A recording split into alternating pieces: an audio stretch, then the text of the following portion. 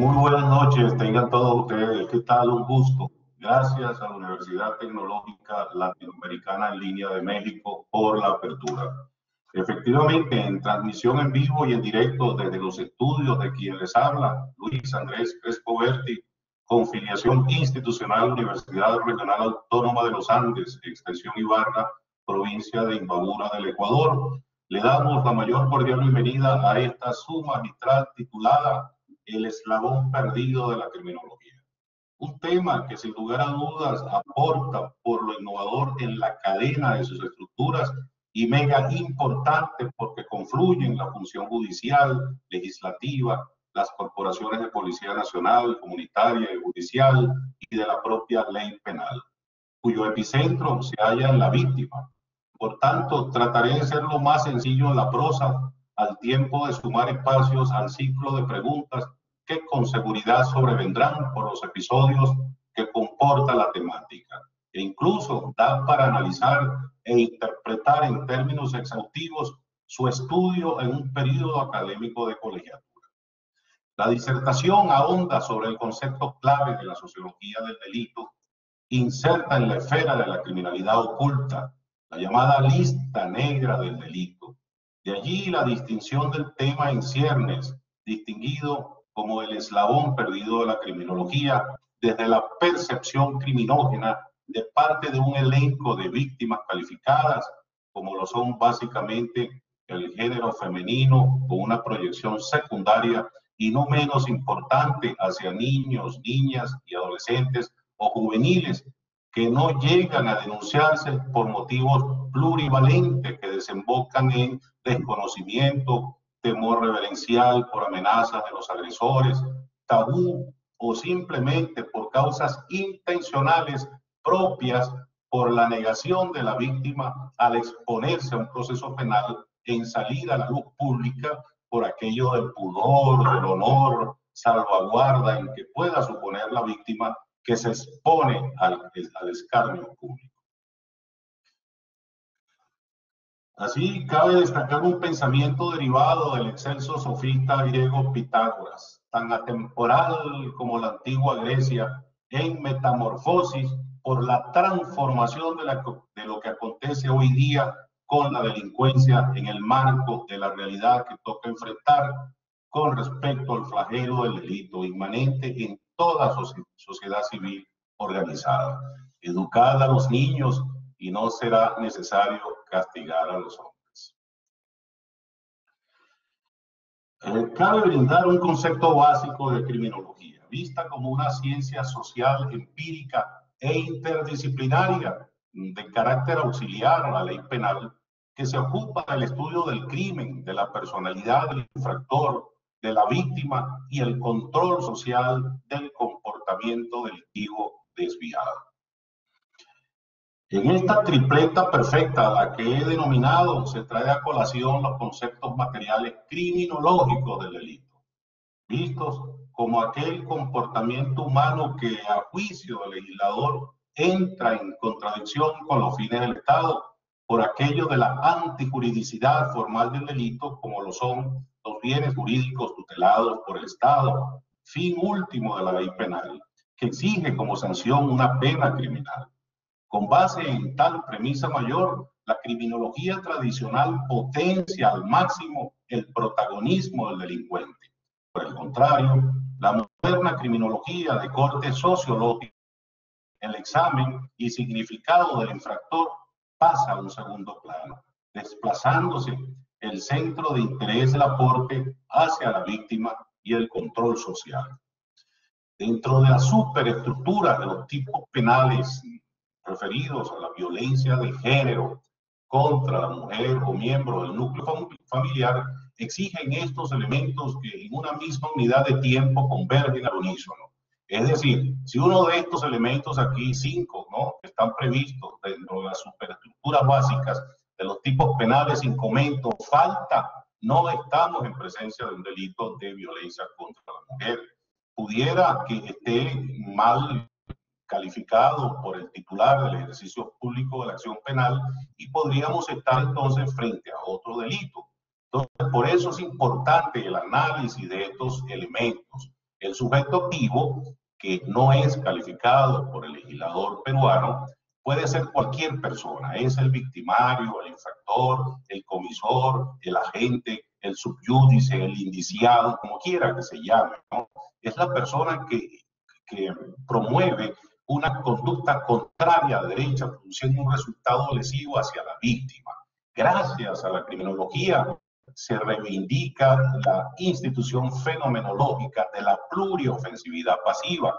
Dicho de otra manera, no solamente es la víctima directa la que resulta afectada por el carácter volitivo de la acción penal que ejerce el sujeto activo en detrimento de la víctima. Gracias a la criminología, entonces, existe una pluralidad de víctimas, personas que tienen una cualidad legitimada para constituirse como víctimas en el proceso penal. Obviamente hay una víctima directa, pero entonces hay estos miembros parentales, digamos, ascendentes, verticales, los progenitores, los colaterales periféricos, hermanos, horizontales, y los descendientes, los hijos, tienen cualidad legitimada para hacerse parte activa en el proceso penal. Entonces, vean ustedes, sujeto activo es el que inicia el acto delictivo o delictual en detrimento de la víctima. En este mismo orden de ideas, el objeto material constituye lo que en praxis penal, en doctrina, es denominado el cuerpo del delito. En el delito, por ejemplo, de femicidio, ya el objeto material es la víctima, es ya la persona, el obsiso, ¿no? El finado fallido. Entonces ya dejó de ser víctima, ya falleció por el agente perpetrador, el sujeto activo, y entonces fíjense cómo se justifica desde el foco de la pluriofensividad pasiva hasta el cuarto grado de consanguinidad y segundo de afinidad, las personas que puedan hacerse parte en el proceso penal. Es el cuerpo del delito per se. ¿Sí? El objeto jurídico, en este caso, responde al bien jurídico protegido. Verbigracia de los delitos contra la integridad personal y en algunos casos, en virtud de la escala máxima cíclica de la violencia hasta la muerte de la persona, serían los delitos contra la inviolabilidad de la vida. Así que la integridad personal y la vida serían los bienes jurídicos protegidos que se activan aquí producto de la acción penal. El núcleo consiste en la acción, en la contradicción, en la conducta, ¿no? Afectando la antijuridicidad formal, que es el bien jurídico protegido. El núcleo es la acción desplegada por el sujeto activo que perpetra entonces en detrimento de la víctima un delito de violencia de género contra la mujer o miembro del núcleo familiar, ¿sí? El verbo es acción, pues, entonces toca descifrar o precisar cuáles son las acciones que el legislador nos trae en el catálogo penal peruano, en este caso, para ver frente a qué delito estamos en el momento de calificar con exactividad la exacta actuación del agente, del sujeto activo. Esto va alineado con los principios de exactividad que encarna el principio de legalidad y también los principios de celeridad y de economía procesal. Imagínense ustedes que el titular del ejercicio público de la acción penal se en la exacta calificación de la infracción. Entonces, obviamente que hay que restablecer al status quo preestablecido hasta donde estaba iniciándose la fase preprocesal, que es una fase antes de la instrucción fiscal, donde hay que iniciar el proceso, porque hubo una mala calificación del delito que no se adecua exactamente al precepto normativo, que es el supuesto legal de hecho que precisa el legislador en el tipo penal.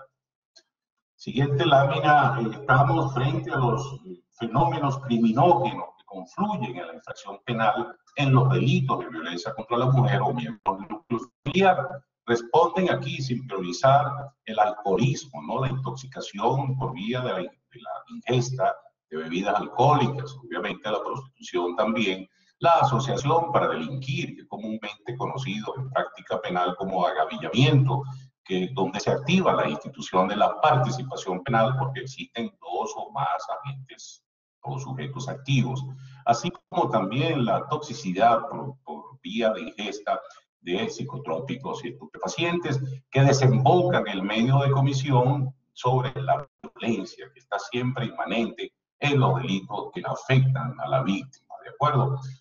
Por tanto, la situación problemática que se declara responde con base en el control social del comportamiento desviado como una nueva criminología más dinámica, certera y empática, que busca promover los mecanismos de salvaguarda en aras de evitar la impunidad desde y hacia la víctima.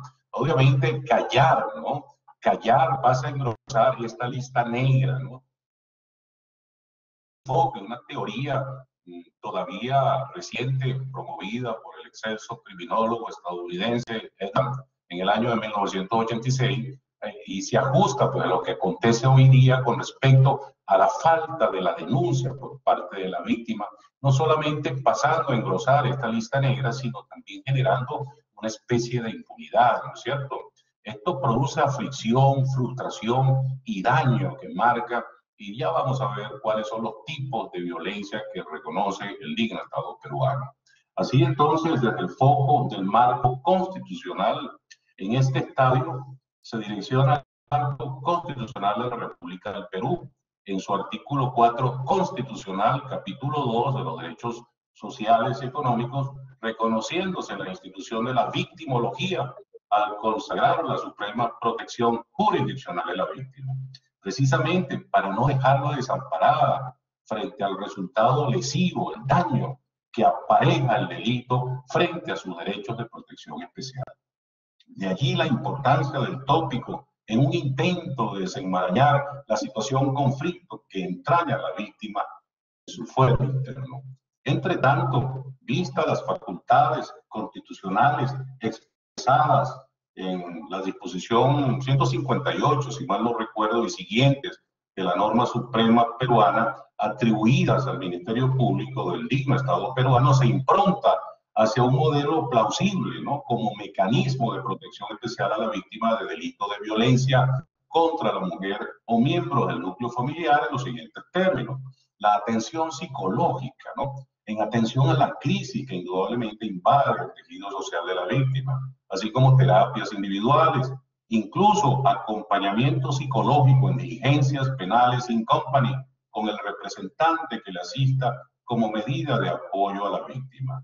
Es de destacar que en este escenario se cuenta con agentes de protección de la unidad especializada de la Policía Judicial que resguardan de las personas que están dentro del Sistema Nacional de Protección y asistencia a la víctima y testigos participantes en el proceso penal. Respecto de la protección policial semipermanente, consiste en visitas programadas diarias a los protegidos que pueden incluir la vigilancia domiciliaria a través de patrullajes por parte de la policía. Respecto de la protección policial permanente, en casos de extremo peligro contra la integridad personal, como medida excepcional y temporal, se podrá brindar seguridad a través del personal policial en horas concretas o de manera permanente. Sobre la gestión a la víctima, incluso frente a cualquier delito, es menester, si existen evidencias, ¿no?, de que la vida corre peligro, se denuncia a la fiscalía más cercana, no callar, no contarlo, denunciar. Esa es la consigna. Si existen evidencias de que tu vida corre peligro, denuncia en la fiscalía más cercana.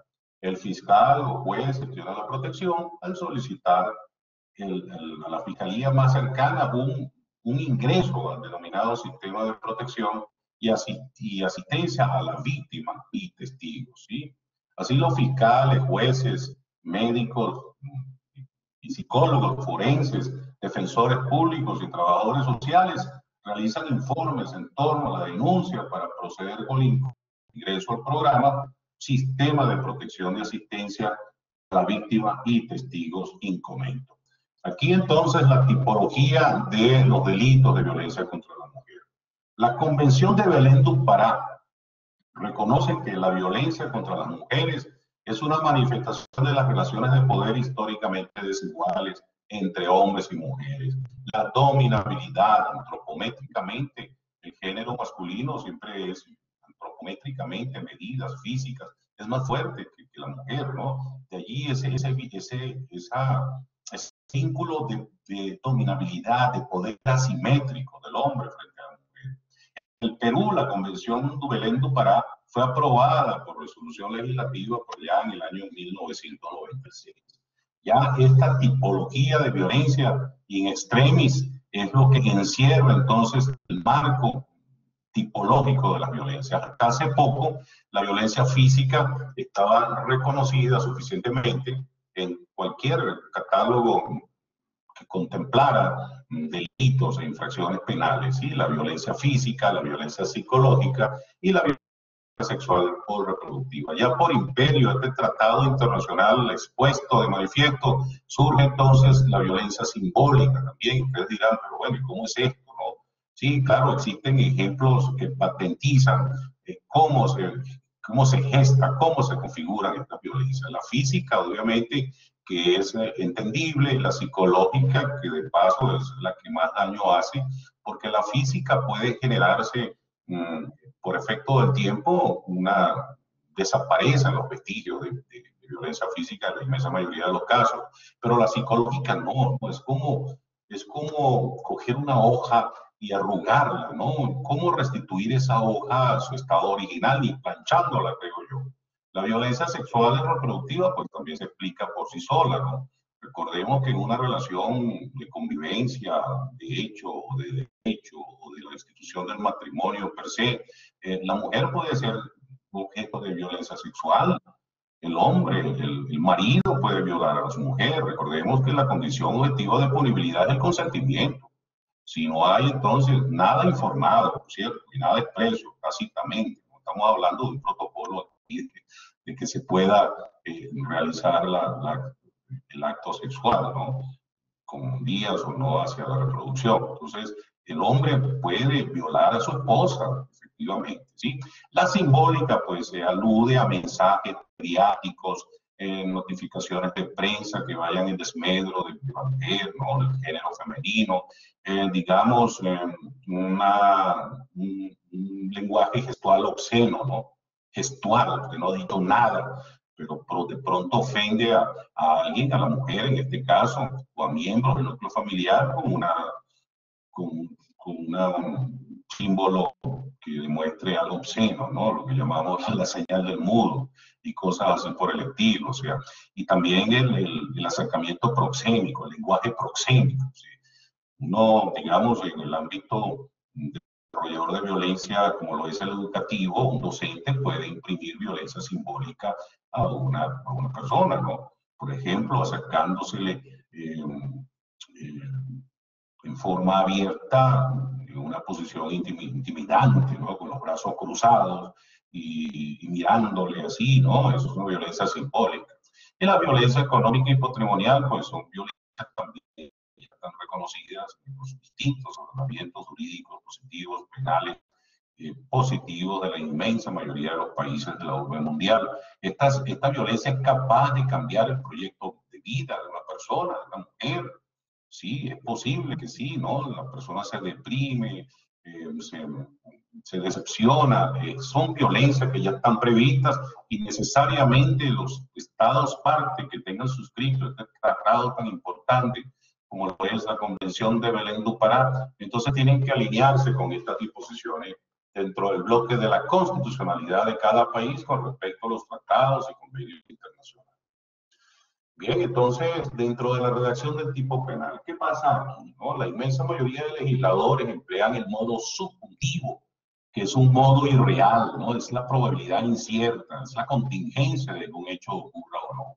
El legislador siempre expresa la acción expresada de una forma gramatical subjuntiva, que por ser el derecho penal material o sustantivo inerte, es inanimado, hasta que no haya una afectación en el pragma mundano, pues no se activa el derecho procesal activo formal, que es el derecho procesal penal per se, que se ejerce en los tribunales de justicia con competencia en materia penal. Entonces, vamos a ver un caso de seguida cómo el legislador expresa. Entonces, el penalista, el criminólogo, tiene que hacer un previo de orden gramatical muy sencillo, para determinar cuál es la acción nuclear del delito, cómo, pues destacando, detectando el verbo, la acción, la conducta que ensaya en teoría el victimario para cometer el delito y llevarlo a un modo real infinitivo, que es lo que comúnmente los verbos terminan en AR, ¿no? Para expresar acciones reales o objetivas. Entonces, veamos en un tipo penal de violencia contra la mujer. Entonces, fíjense, el tipo penal rector ya se considera violencia toda acción que consista en maltrato físico, psicológico o sexual. Vean que no está a tono con el Tratado de la Convención de Belém do Pará, que también reconoce y promueve a que los Estados partes incluyan en sus catálogos penales el tipo de violencia simbólica y económica o patrimonial que copulan, ¿no? Lo económico está asociado, es inmanente, es insoluble, indisoluble, no se puede separar lo económico con lo patrimonial. Entonces ahí tenemos un claro ejemplo de un tipo rector referido a un delito de violencia contra la mujer o miembro del núcleo familiar. Respecto a los estimados miembros que conforman esta audiencia de la República del Perú, pueden dirigirse al artículo 108, literal B, del decreto legislativo que prescribe lo siguiente, ¿no? Ahora voy a leer el precepto normativo. Será reprimido con pena no menor de 15 años al que mate. Vean, aquí hay un tipo, un núcleo rector simple que está expresado de un modo subjuntivo como mata, mata, ¿no? Llevándolo entonces a un modo verbal en infinitivo equivale a matar. Entonces ese es el núcleo rector simple, el tipo penal de violencia contra la mujer por su condición de tal, ¿no? En cualquiera de los siguientes contextos, bien sea violencia familiar, coacción, hostigamiento a lo sexual, abuso de poder, confianza, o de cualquier otra posición o relación que le confiera autoridad a la gente. Cualquier forma de discriminación contra la mujer, independientemente de que exista o haya existido una relación conyugal o de convivencia con la gente. Entonces, ese es el tipo penal que abarca dentro del tratamiento jurídico positivo penal ecuatoriano vigente, ¿no? Del Perú, ¿ya? Entonces, vean ustedes cuáles son los problemas que toca enfrentar contra la integridad de la víctima. Desde luego, estos niveles, estos estamentos se refieren al temor reverencial, ¿no? Que exime, absuelve a la víctima promueva la denuncia, pasando a engrosar la lista negra del delito. De allí el título de la temática, el eslabón perdido de la criminología. Porque hay retaliación del victimario en muchas ocasiones, pues hay una revictimización, en lugar a dudas, porque le denunció, ¿no? El resguardo social por salvaguardar la honra de la mujer también es otro de los elementos por los cuales no llega a formular una denuncia. Aumento entonces de la lista negra y por ende impunidad de la infracción. La etiología, ¿no? Es la ciencia que estudia las causas del fenómeno, es el motivo, el porqué de la violencia. Vean ustedes, hay discriminación de género, hay normas sociales que también generan o activan la institución del patriarcado. Lamentablemente, en algunas sociedades todavía persiste el machismo, ¿no? Frente al género femenino, ¿no? Los estereotipos de género que la perpetúan. Esas son las etiologías, las causas comunes de violencia contra la mujer o miembro del núcleo familiar. De seguir, entonces, el ABC de las medidas preventivas, ¿no? Tomar conciencia del resguardo del bienestar físico. Muchas veces no somos capaces de ponderar el riesgo vital frente a una agresión. Los sentimientos de frustración, rabia, pérdida e impotencia movilizan decisiones que ponen en riesgo la salud física y emocional de la víctima. Es necesario evitar la confrontación. Engendra violencia, ya que tras una acción hay una reacción. En la medida de lo posible, trate de evaluar las posibilidades sin exponerse a peligros mayores. Es esencial tratar de memorizar las características particulares que contribuyan a una identificación posterior del agresor. Extremo cuidado en tenencia y uso de armas. En un ataque o asalto en el domicilio, Es muy importante tener en resguardo cualquier elemento que pueda constituir un arma. Gran parte de las armas que se incautan corresponden a robos domiciliarios. Es importante no hacer visibles las rutinas y en lo posible alternar vías ocasionalmente a fin de reducir la victimización. Evita en gran medida la planificación del delito. Tome precauciones mínimas que reduzcan las posibilidades de un asalto o de una agresión, como por ejemplo no usar el celular en la vía pública sin un debido resguardo. También portar koalas o carteras de manera firme o atravesadas al cuerpo. No mostrar billeteras de manera expuestas en los bolsillos y mucho menos mostrar dinero en efectivo en lugares públicos. También es recomendable que computadores o equipos portátiles no queden a simple vista dentro de un vehículo. Las barras, trancan volantes y alarmas son elementos disuasivos a la hora de un robo. La organización vecinal, ¿no? El contexto comunitario es muy importante que los vecinos se conozcan y tengan entre sí los datos de contacto de cada uno. La organización vecinal no debe ser compleja, más bien debe ser simple, efectiva, empática y amigable. Por eso, cuando haya ausencias prolongadas del domicilio, informe a los vecinos que ayuden con el retiro de correspondencia, iluminación en los alrededores de la vivienda, entre otros, ¿no? Asimismo, estos rayados en paredes o portones es conveniente que sean inmediatamente borrados a fin de evitar la existencia de señales codificadas. Conoce los lugares de riesgo y los horarios y días más comunes para el delito. Los delitos presentan fuertes patrones y concentraciones en tiempo y lugar. No fomentar compras si no existe claridad de la procedencia. Una de las razones por las que existe el robo de bienes es porque surge la oportunidad de receptar los provenientes del delito para ponerlos en venta. Esto constituye infracción penal. Cada vez que se compra sin saber la procedencia del bien, se convierte en parte del delito de receptación, hecho que tiene pena privativa de libertad. Respecto a las alertas tempranas, es importante actuar a la defensiva, ¿no? Conducir con los seguros activados, avisar la llegada al destino de manera próxima, observar si cerca del lugar de parqueo hay un auto desconocido. En caso de ser víctima, no ponga resistencia, procure que no haya riesgo físico para nadie, no se exponga a una agresión mayor, es perceptible. Recopilar la información posible para la denuncia es determinante para lograr la detención de los delincuentes, los antisociales. Por ejemplo, el 80% de los vehículos robados son recuperados inmediatamente por los cuerpos de seguridad del Estado. Estar atentos con la observación. Hay personas que en contra de su voluntad están expuestas al delito, particularmente los niños que están en la vía pública desarrollando una actividad comercial en horarios inadecuados, pueden estar siendo víctimas de explotación sexual infantil. Asimismo, hoy día también se utilizan a menores de edad para la venta de droga. Si se detecta una situación así, es fundamentalmente denunciar, es un acto ciudadano. Edúquese lo más que pueda. La prevención del delito es tarea de todos. Se recomienda conversar estos temas y consejos en familia, analizar las rutinas y comportamientos y establecer protocolos familiares sencillos.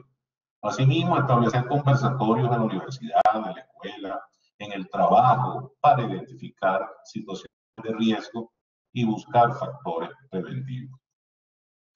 Conclusiones.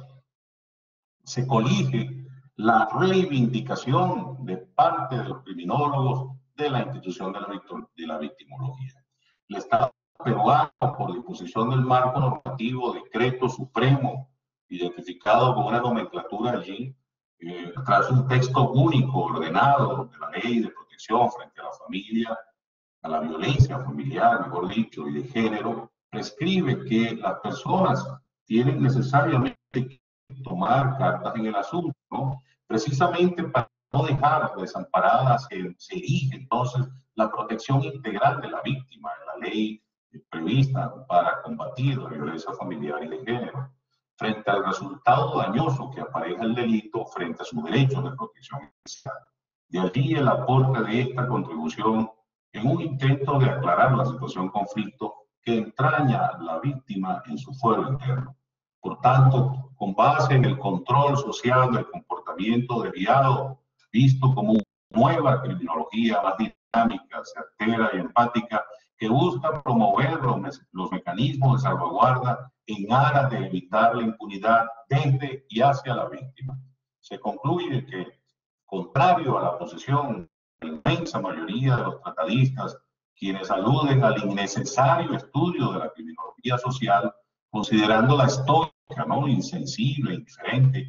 Por el contrario, se determina que, de ser así, se prescinde de la reacción social y por ende se recuperaría el eslabón perdido de la criminología, estableciendo la indemnidad con resolución de continuidad en el constructo del derecho y de la justicia. Por eso, muchísimas gracias, estando dispuesto a recibir las preguntas que a bien considere. Muchísimas gracias. Sí, nosotros somos la Universidad Tecnológica Latinoamericana en línea, y el cual nuestro modelo educativo nos permite ofrecer una educación 100% en línea, el cual está concentrada en atender todas sus necesidades, fomentando su propia autonomía y desarrollando conocimientos relevantes, el cual va a permitir una aplicación inmediata dentro del campo laboral el cual nosotros vamos a desempeñarnos, que es muy importante también para el crecimiento profesional que buscamos en nuestro entorno. ¿Qué beneficios les va a ofrecer nuestra universidad? ¿Sí? Nosotros, para ello es importante saber que nosotros, dentro de nuestra oferta educativa, nos basamos y fomentamos la experiencia y calidad. La experiencia en cuanto a conocimientos relevantes y aplicables en el ámbito laboral donde nos vamos a desempeñar. Adicionalmente a ello, necesitamos saber que dentro del desarrollo que nosotros tenemos nos avalan nuestros más de 32.000 alumnos y más de 15.000 egresados que tenemos. De igual manera, nosotros de mes a mes vamos creciendo, y eso hace muy partícipe a nosotros como universidad y el poder contar con todas las expectativas que ustedes quieren tener respecto a los cursos, a las carreras que quieren llevar en la universidad. Nuestro modelo educativo está centrado dentro de todas las expectativas que uno quiere tener. Nosotros tenemos un acompañamiento 24/7, el cual, además de que vas a disponer del aula virtual en cualquier lugar y tiempo durante las 24 horas y 7 días de la semana. Adicionalmente, si no logras ingresar a las clases en vivo, también van a poder descargar los contenidos de las clases grabadas y el material de estudios. Adicionalmente a ello, vamos a poder contar, ¿no?, dentro de todo este modelo, van a poder contar con un acompañamiento de profesionales que vamos a estar a disposición en el momento que lo necesites.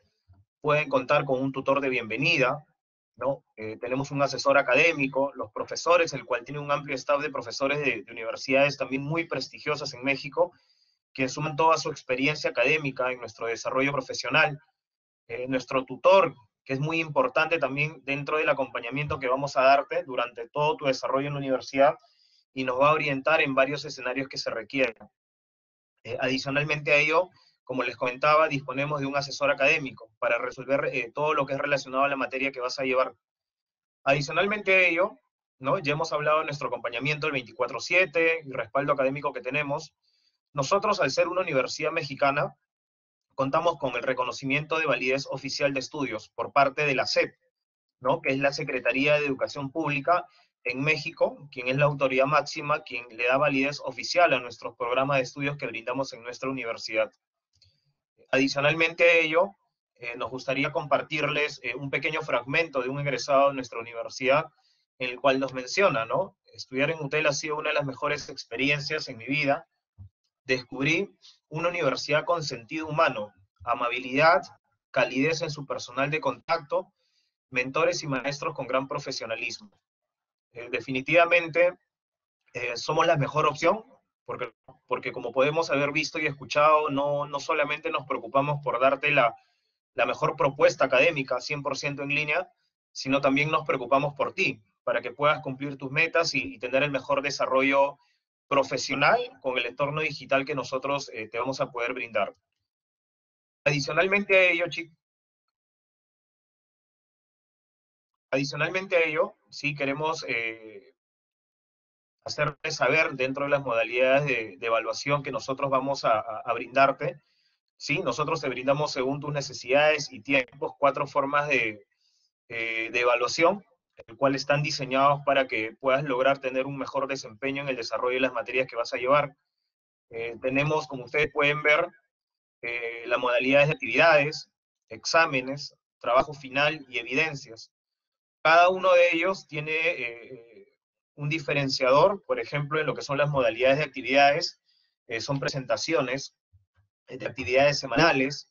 En lo que corresponde a elegir una opción en la modalidad de exámenes, vas a realizar diversos exámenes semanales relacionados al tema visto en la semana y con muchas opciones múltiples, definitivamente, que le va a permitir dar un mejor valor también dentro del desarrollo de estos programas. Tenemos la modalidad de evaluación por trabajo final, el cual el desarrollo final con todo el contenido académico visto en esta materia. Y finalmente tenemos también, ponemos a disposición la modalidad de evaluación por evidencias, ¿no?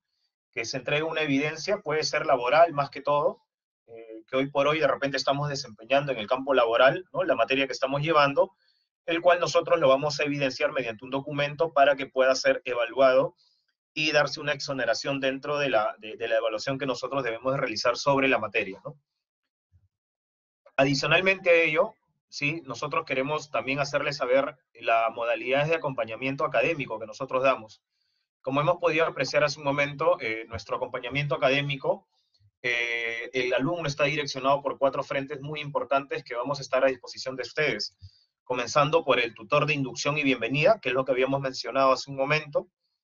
Tenemos un coach, un asesor académico, y un profesor que vamos a estar a disposición y también las 24 horas dentro del acompañamiento que nosotros tenemos para poder darte toda la orientación necesaria. Dentro de las características que nosotros tenemos como educación online con calidad internacional, contamos con alumnos en 32 países, potenciamos el aprendizaje con tecnología de talla mundial, fomentamos alianzas estratégicas de alto impacto, colaboramos con instituciones internacionales, impulsamos proyectos de producción intelectual, generamos contenido de valor desde varios países. A su vez, también desarrollamos espacios para el crecimiento profesional, estimulamos la empleabilidad de nuestros egresados y gestionamos proyectos de innovación y desarrollo. Dentro de nuestra oferta académica, nuestra propuesta académica comprende no solo el que puedas estudiar con nosotros una licenciatura, sino también que puedas desarrollarte y llevar un posgrado con nosotros, para que puedas impulsar tu perfil profesional o puesto el cual estás desempeñando. Contamos nosotros con 22 licenciaturas, tenemos maestrías, ¿no? Como ustedes pueden apreciar hay doctorados. En cuanto a lo que es doctorados, tenemos de Ciencias Sociales y Humanidades, en Educación, Económico-Administrativos, como Administración Estratégica Empresarial. En lo que son maestrías, tenemos en las áreas de Ingeniería, Ciencias Sociales, Hospitalidad y Turismo, las económico y administrativas, y finalmente las ciencias de salud. Para lo que corresponde a las licenciaturas, tenemos también una diversidad en cuanto a las áreas de ingeniería, ciencias sociales y humanidades, económicos, administrativas, hospitalidad y turismo. Finalmente queremos hacer nuevamente hincapié, ¿no? El por qué debes estudiar en UTEL, ¿no? Si hoy por hoy estás pensando tomar una decisión, le damos seis grandes beneficios, el cual va acompañado dentro de todo lo que hemos ido platicando. Uno que es el acompañamiento y orientación personalizada 24/7 por nuestro coach estudiantil. Más de 800 profesores con amplia trayectoria profesional. Puedes escoger tu método de evaluación. Terminas tu programa académico en mucho menos tiempo, ya que tenemos unas jornadas diversas en base también a la necesidad y los tiempos el cual usted desea de tener, ¿no? Excelentes becas académicas que harán de tu proyecto académico posible, ¿no? Y por la participación de este evento, sí, definitivamente también Ricardo nos está ayudando con el link para que ustedes puedan dejar sus datos para que nosotros podamos de tomar contacto y ofrecerles una beca especial por haber participado en el evento, así como también dar la posibilidad de pagos mensuales sin interés.